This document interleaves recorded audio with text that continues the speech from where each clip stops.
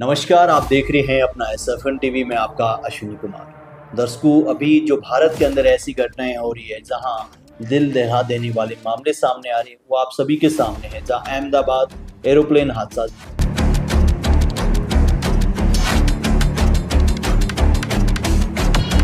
जहां लगभग 275 लोगों की मौत हो चुकी है, एक व्यक्ति जीवित बचा था। और उसी के अलावा अभी हम और भी घटनाओं पर अपने ध्यान दें तो अभी इजराइल और ईरान का जो मामला चल रहा है, आपको सभी को पता होगा कि वहाँ पर भी युद्ध चल रहा है। लेकिन इसके अलावा भारत की घटनाएं की बात करें तो महाराष्ट्र के पुणे के इंद्रायणी नदी का जो 50 साल पुराना पुल वो टूट गया, जहां लगभग 50 लोग लापता है, उनका कोई अभी तक अता पता नहीं चला और 15 लोगों को वहां सुरक्षित बचा लिया। इसके अलावा एक मामला और सामने आ रहा है जहां पर केदारनाथ में हेलीकॉप्टर क्रैश हो गया है। लेकिन दर्शकों, एक सवाल तो उठता ही है कि इतनी बड़ी घटनाएं, इन घटनाओं के पीछे क्या कारण है, किसी को कुछ पता नहीं। इसके अलावा दर्शकों, एक और बात जो हमारे सामने आ रही है, सोशल मीडिया पर सबसे ज्यादा चर्चित है कि जो एरोप्लेन हादसा हुआ था, जहां पर भागवत गीता उस एरोप्लेन में रखी गई थी, माना जा रहा है। ये दावे किए जा रहे हैं, दावों में कितनी सच्चाई है लेकिन वो पता नहीं।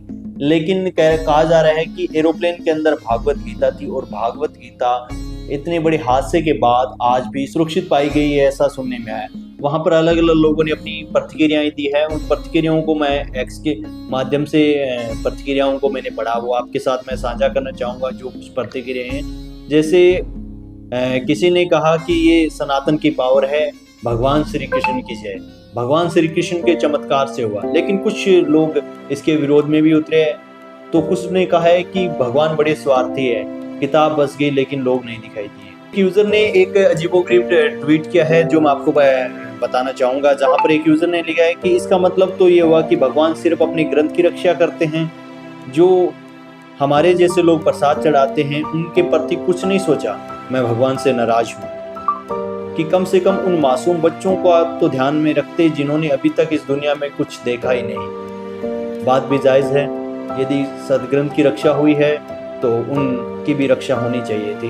वैसे आप अपनी राय इस ट्वीट को लेकर जरूर दें। अनिल जे नाम से एक यूजर है, उन्होंने ट्वीट किया है कि भगवत गीता विमान में किसी के पास नहीं थी, बल्कि मेडिकल हॉस्टल की जिस इमारत पर विमान गिरा था उस हॉस्टल में किसी छात्र की थी। चूंकि आग हॉस्टल की इमारत में नहीं लगी, इसलिए भगवत गीता के जलने का सवाल नहीं उठता। इतनी सी बात इन टीवी चैनलों के चिरकुटों की समझ में नहीं आ रही और आ भी नहीं सकती, क्योंकि टीवी में काम करने के लिए अनपढ़ या मूर्ख होना अनिवार्य है। तो दर्शकों, ये बात थी जो एक्स पे जो वायरल जो ट्वीट है उनकी।